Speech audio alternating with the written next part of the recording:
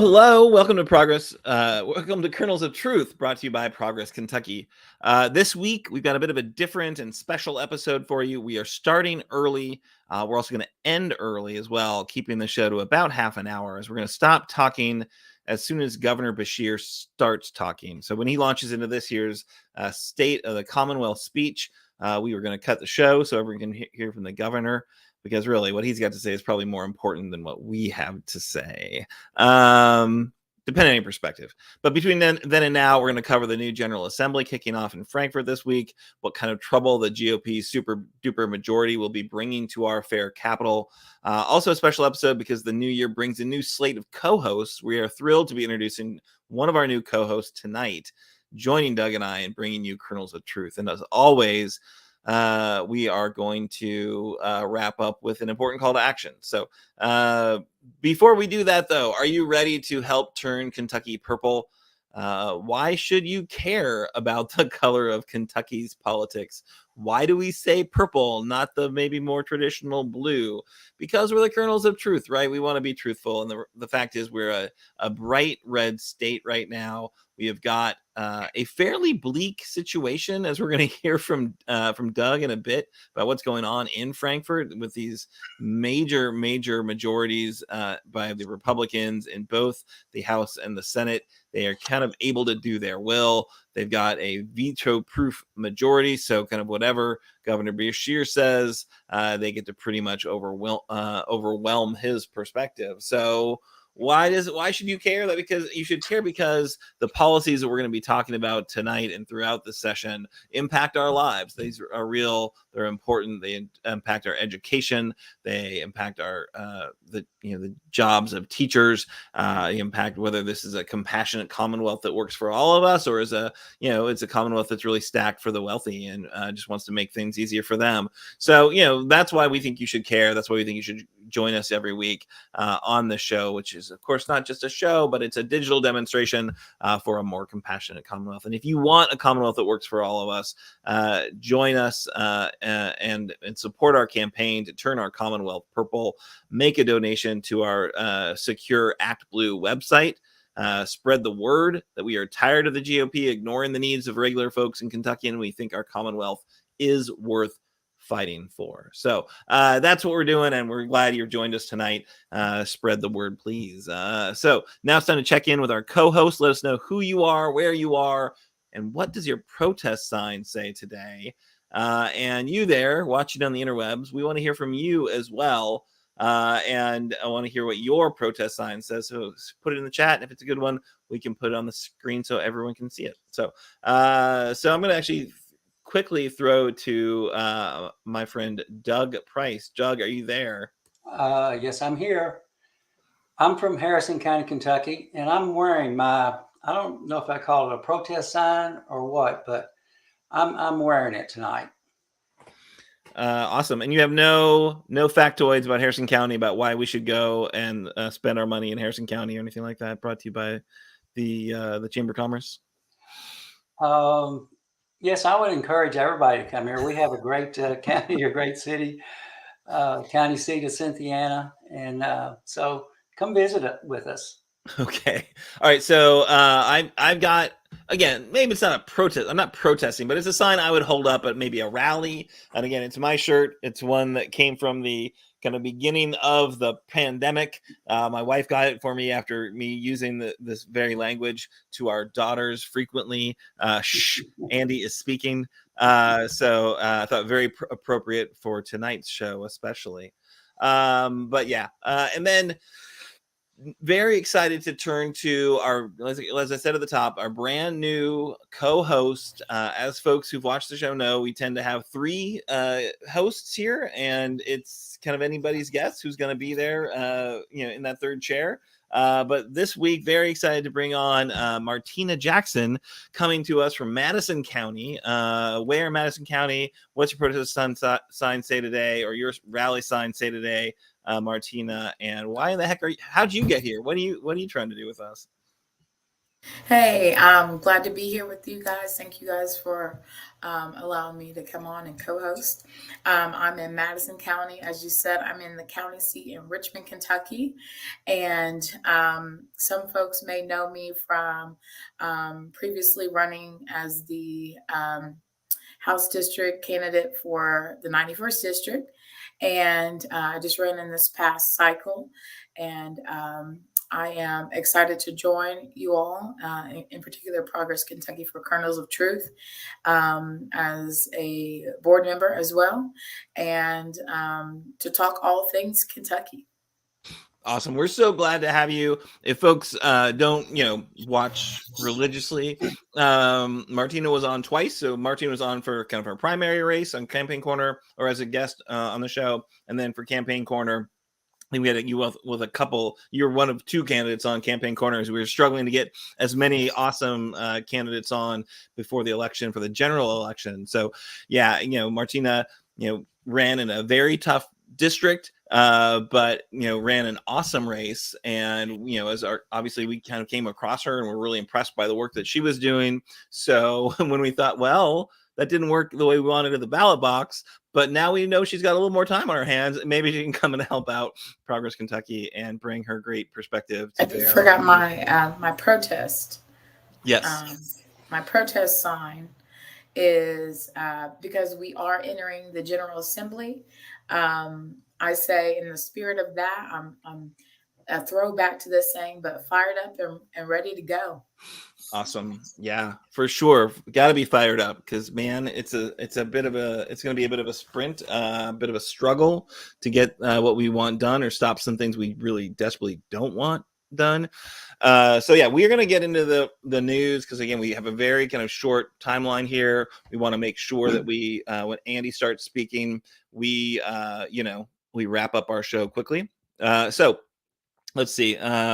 I'm going to start with the fact that it has been, in fact, a very busy day for Andy, right? So he was up earlier today in Northern Kentucky. He was at an event kind of officially announcing the funding for a Brent Spence Bridge kind of addition. So they're going to have, I think, two spans basically next to each other, which is an idea I've had for a very long time in Northern Kentucky. Obviously, that that connection between Covington and Cincinnati, really important for commerce for our nation, but the region specifically, very much important for Ohio and for Kentucky. So they did an event there, and POTUS was there. So we had the president in our state talking about how important this investment was by the nation. They also had, some other folks there, Governor DeWine, so GOP governor of Ohio. They had Senator Sherrod Brown, Ohio's Democrat, awesome progressive senator. They had retired GOP Senator Rob Portman. They even had Mitch there, really talking about how important it was, that $1.6 billion for the Brent Spence edition, all of that coming from the Bipartisan Infrastructure Act. So that was, and I've said this from time to time, I will acknowledge when Mitch does the right thing. I noted that, that bipartisan infrastructure law would not have happened but for some measure of bipartisan engagement. And Mitch on the Senate side, kind of allowed that to happen, worked hard to make it happen. And I think his eyes were set on the payout for Kentucky, which of course was that Brent Spence Bridge. There are, of course, lots of other investments that will be happening: broadband, clean water, roads, EV charging, all sorts of great things happening because of that bipartisan infrastructure law. But I think there's nothing more kind of marquee for this part of the country than that Brent Spence Bridge. So really excited to see that.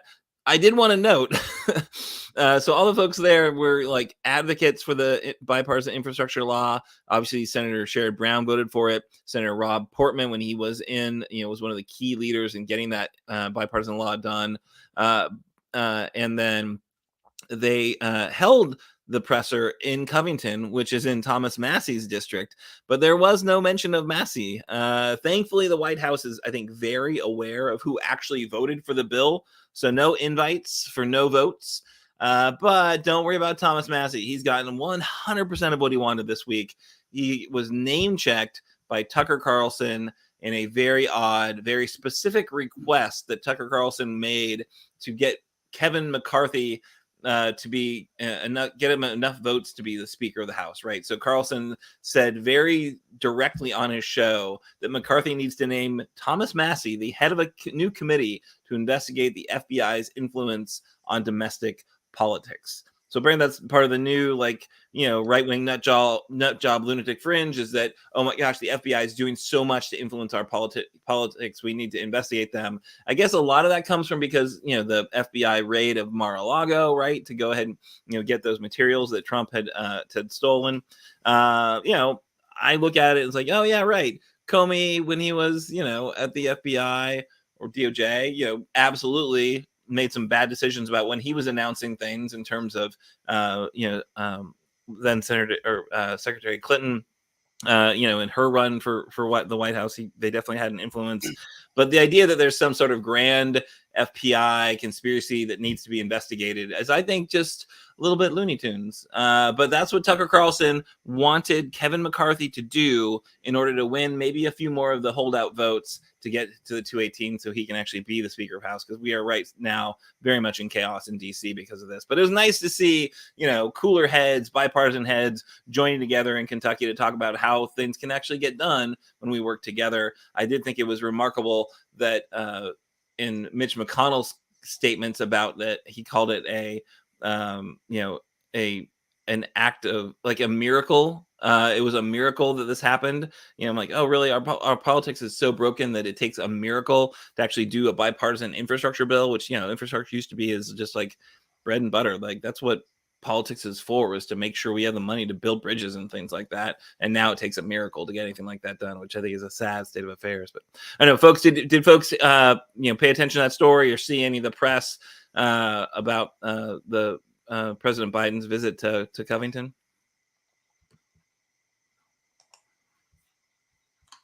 Doug or Martina? I was looking online and especially Twitter, because this says the now of things. But I think he's the third sitting president to visit Covington. And correct me if I'm wrong. But that's a big deal for Kentucky. Biden has come to Kentucky several times at this point, and really has kind of crisscrossed between the East and the West, and now Northern Kentucky. So I'm excited that we are moving in this direction, regardless of only having one member of the previous delegation from Kentucky voting for it, which is Congressman John Yarmouth. So we'll see what happens from here, but definitely sometimes our legislators remind us that progress is painstakingly slow, but we got the bipartisanship to move it forward. Yeah, nice to see. How about you, Doug? Any thoughts? I think finally got it done. It's I meant to look back to see how many years that this is people have wanted this done, both Ohio and Kentucky, and so it took a long time. And of course, Mitch was there. I'm just sorry that I missed him. Had I known he was going to be there, I would have certainly gone and said hi to him. Yeah, for sure. I will say, it is great that he showed up. Apparently, wait, I'm just seeing in the comments, Annabel Our producer Annabel actually saw President Biden today, like in person, saw him. Annabelle's like, no, I'm not going to come on, no matter what you do. That's just like too intriguing to not mention. Okay, so she says yes, she did see him in person. I don't know. Did she go to lunch with him? Maybe. I did note that he came to Covington. They did the press conference in Covington. He then crossed the bridge and got lunch in Cincinnati. So apparently there was thankfully avoided their weird chili, but definitely it looked like he got some great barbecue. Although he was most excited about the peach cobbler, and that's the kind of news you turn to Kernels of Truth for, is what did the president have for lunch?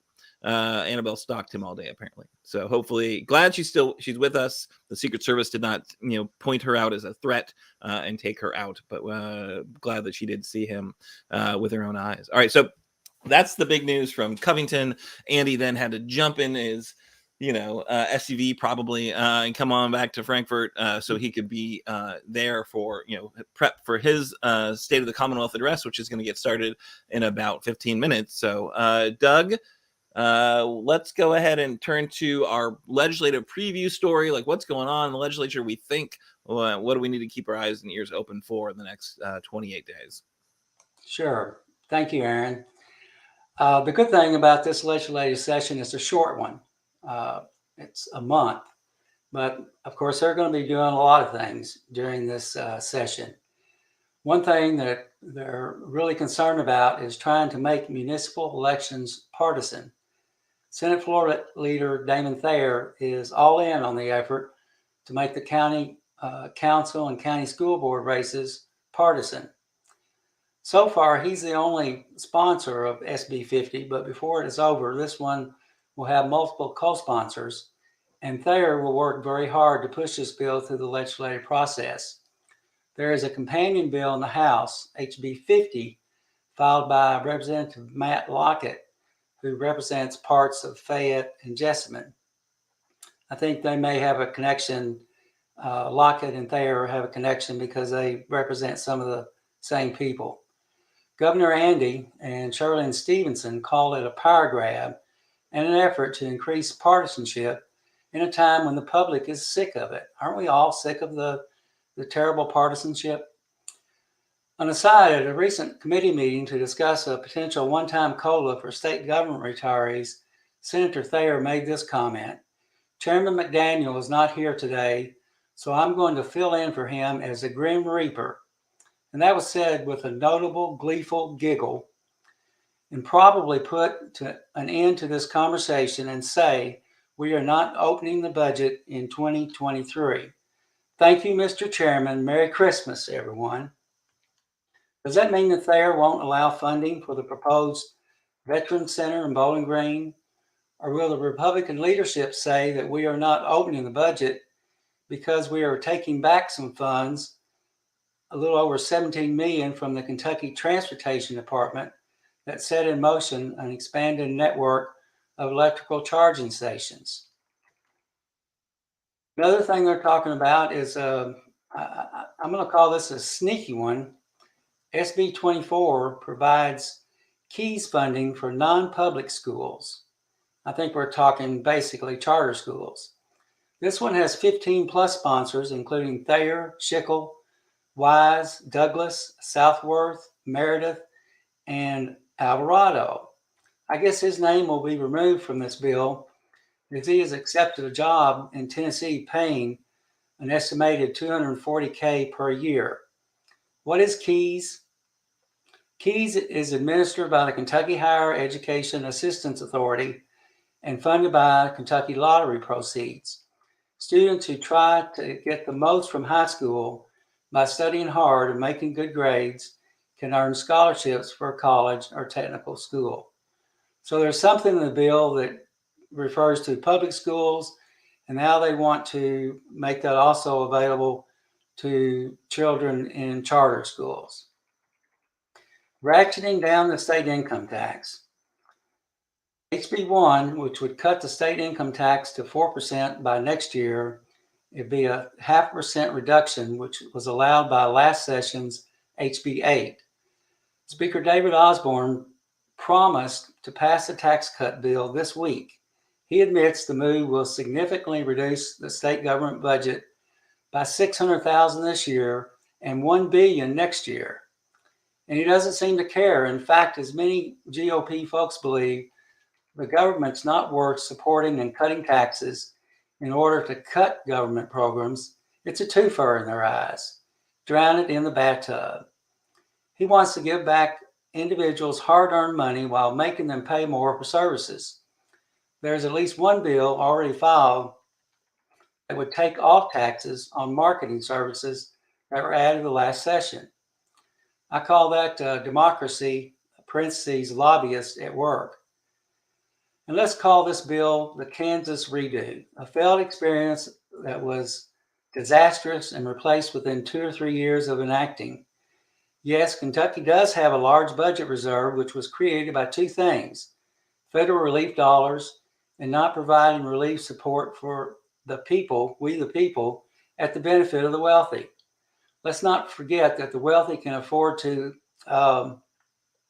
lobby the legislature through many methods, such as donations to political campaigns. Something Mitch McConnell ratcheted up through his support of Citizens United.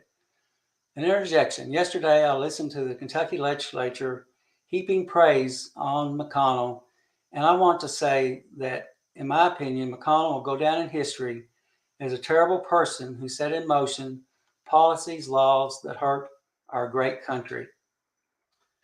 Another issue they're going to be talking about is medical marijuana. Senate President Robert Stivers prefers that UK studies it first.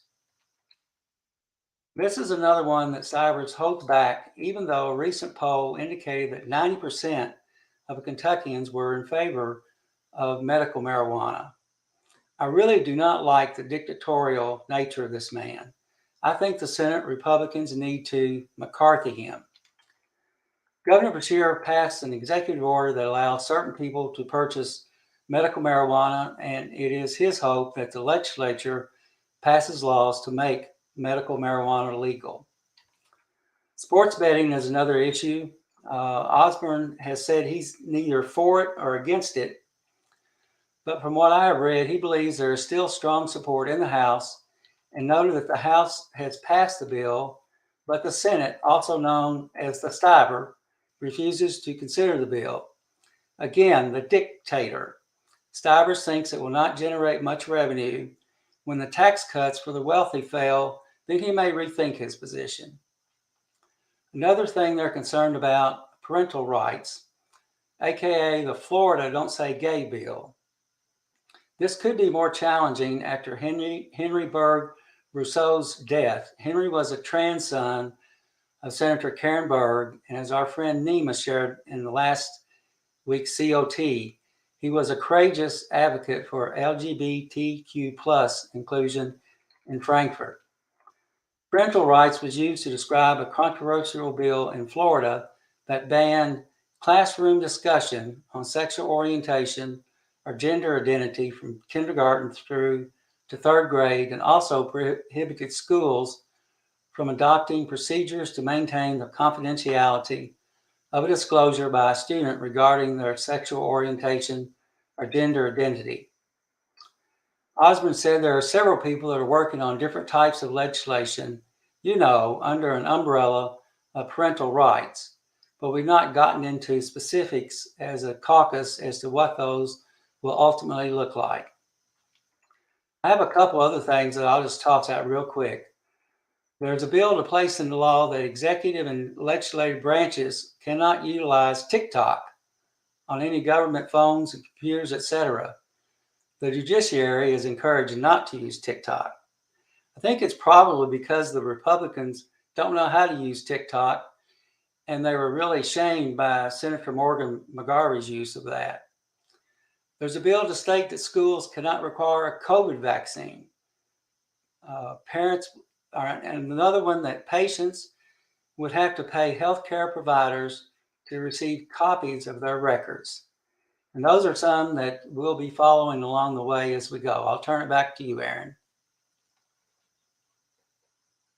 All right, so I'm totally confused by the Keys bill, because Keys That was a wonderful rundown. Thank you, Doug, for pointing out some of the important things that we need to be watching. But I'm confused by the Keys bill, because Keys is, if you go to high school and you get a good grade, if you get good grades, if you're a Kentucky student, you can then earn scholarship money to then apply to. It looks like it's pretty much any Kentucky college. So I don't know if they're trying to open up and say, no, you can actually use the money early and pay for private high school with it. I don't know. Anyone have any ideas on this one? We can definitely do a little bit of a dive into it and get back to folks, but it doesn't make sense to me, because right now seems like it funds about every school I've ever heard of in Kentucky, private or public.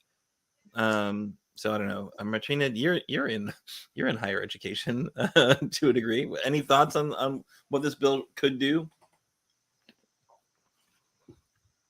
You are muted.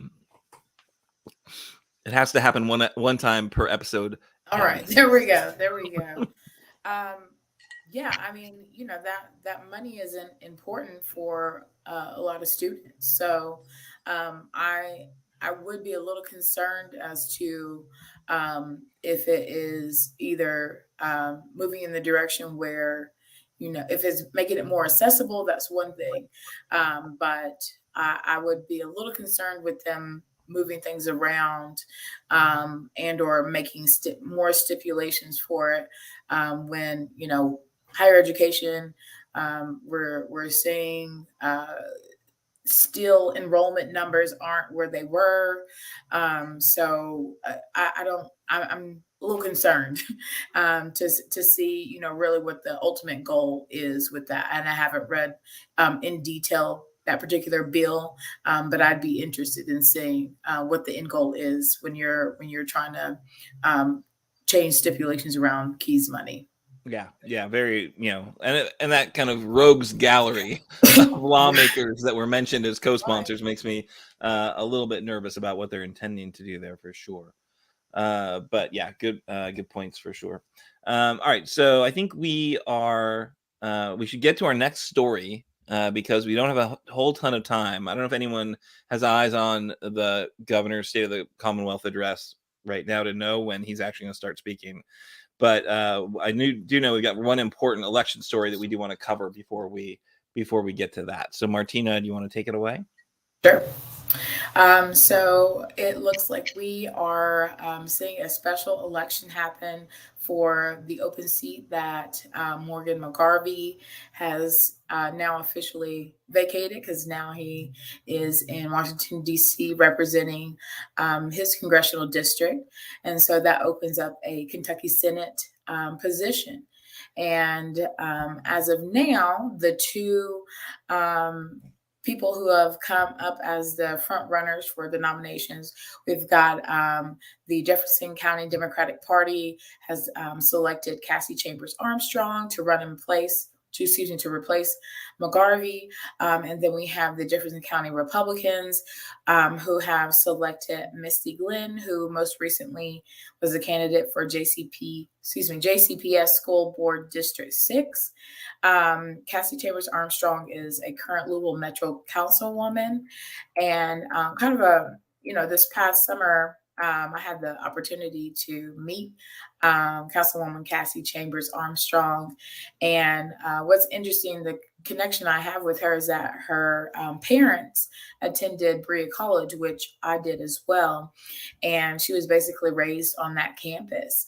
And I, got to hear a little bit about her story a little bit more, and how in some of her career, she was able to work in serving domestic violence survivors in family court when it came to divorce, in particular those who were coming from a low-income background. She also authored a book called Heal Women, and that kind of pays respects, or it does pay respects, to her Appalachian background and to the Appalachian women in her family that changed her education and life trajectory. So it looks like they've got some solid picks for them for the special election. And I am definitely looking forward to seeing how that comes out for them. Yeah, I mean, that seems like that's a pretty pretty easy seat, right? So it seems Yeah, it's fine that the Republicans got to pick somebody to run against it, Sure. because it's definitely a seat that would skew towards the Democrats. So it seems pretty likely that she will be joining the Senate with some of our good friends back there. So that's exciting for sure. She seems like I've never met her, but from what you say and from what I've heard, she seems like a wonderful option for sure. And then, of course, there's one other special election for the Senate that we know will occur. Do you want to talk a little bit about that, Martina? So the other seat, we mentioned the senator beforehand, Senator Ralph Alvarado, I believe out of Winchester, and it's Fayette County too, but has taken a government level job, I think maybe a commissioner or cabinet level job out of Tennessee, and but has yet to officially resign, I think, from his role as a Kentucky state senator. And, I think it is probably a strategic move not to give that Republican held seat up. And, and that way, the special election will be put off and they will have the votes in that sense. But at the same time, if you have a supermajority, I'm not really sure, what you're waiting on. Yeah, that's like so because that's I've said this before on the show. That's my district. This is my district. So Alvarado is there until he starts in Tennessee, I guess, which is like next week or something. But Right. the fact that he knew he took the job, he could have just done the right thing and resigned immediately and let the governor calendar that election for as quickly as possible. So there's a chance that I'll actually have a senator for a little bit of the session. But apparently that's not how they roll on the GOP side of the aisle. And they're like, nope, how can we game this out so we can keep him around as long as possible and keep control of as many of these seats as possible. It's definitely a very Republican drawn district. My bit of Fayette County does not really compensate for like all of Clark County, all of Montgomery County, all of Menifee County, and then I guess there's still some Democratic voters in Bath County, but it's not like it used to be for sure. So that's a seat that's been drawn to be very favorable for this kind of rural Republicans.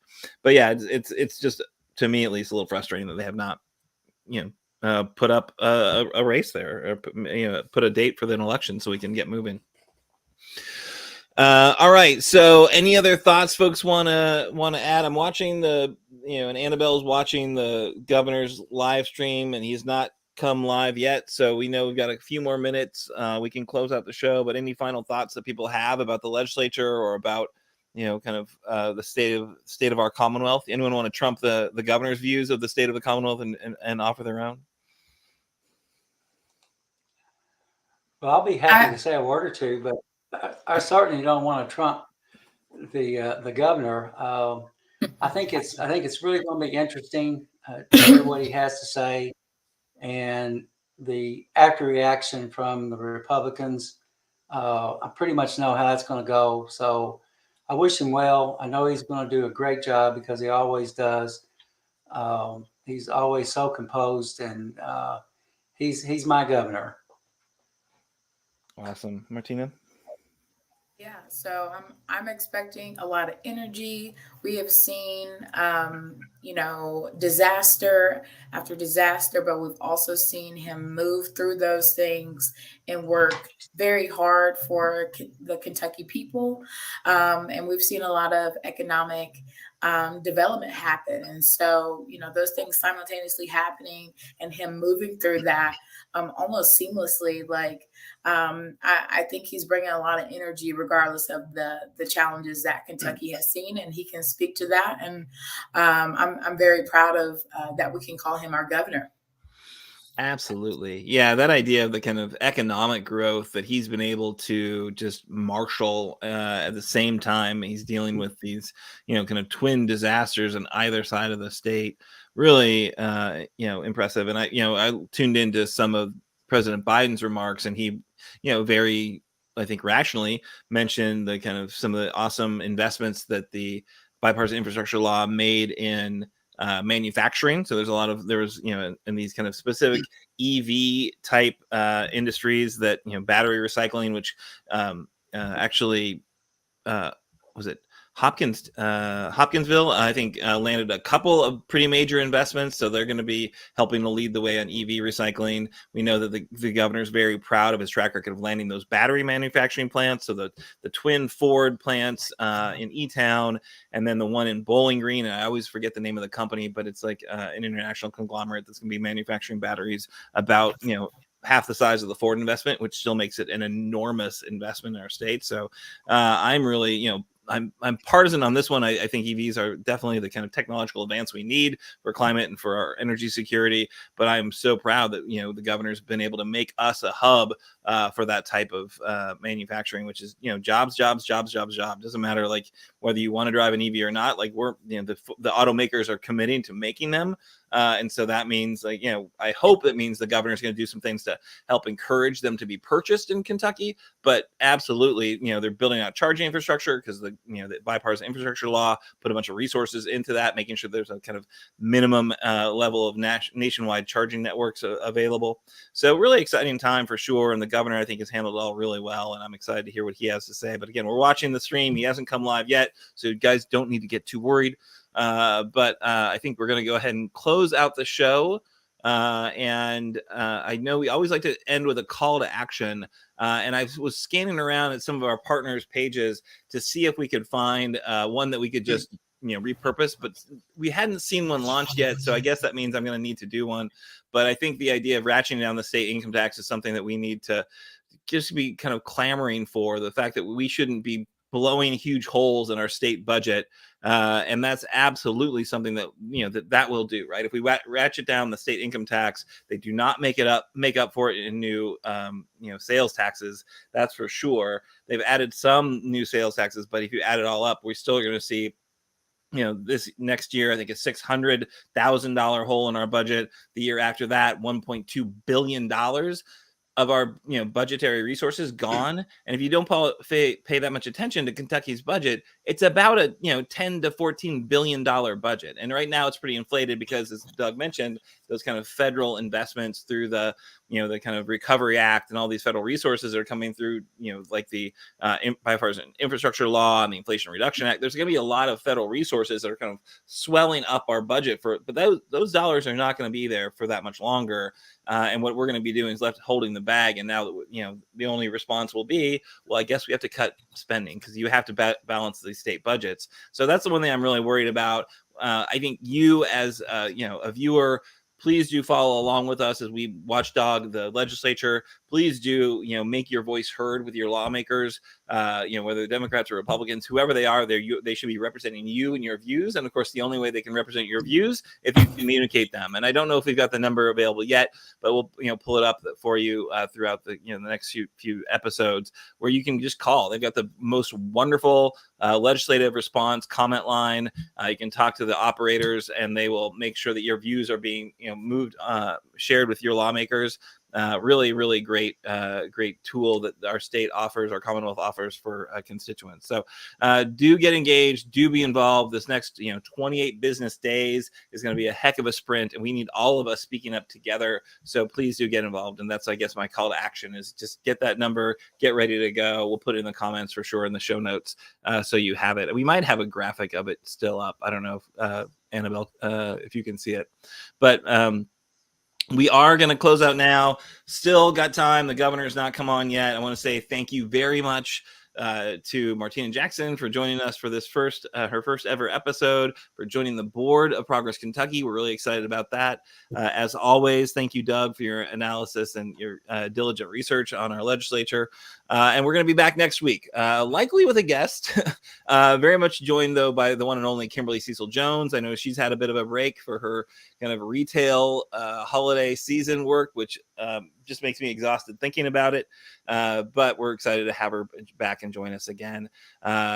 Progress Kentucky is a nonprofit organization registered with the Kentucky Secretary of State, organized as a 501c4. We are affiliated with the Indivisible Project, the Commonwealth Alliance Voter Engagement, or CAVE. Our agenda, our goal, our mission is to educate, organize, increase voter turnout, and advance a progressive agenda through civic engagement. Production this evening was by Annabel Nagel. Thank you so much, Annabel. We appreciate all you do for this show. Also, thank you, Nate, for the theme songs. You can find more information and music about him at natosongs.com. Looks like the governor's the live feed is on, so you might want to head over to KET or go onto the internet and watch it. But thank you so much for joining our legislative preview show, our State of the Commonwealth preview show. If you miss our weekly live stream on Facebook, don't worry. You can rewatch shows and see our source links on Facebook, or audio podcasts are available on Apple, Google, Spotify, and wherever you get your pods. Logo and some graphic content provided by Couchfire Media. You can find them online, apparently. And thank you so much for watching the show. We'll see you next week.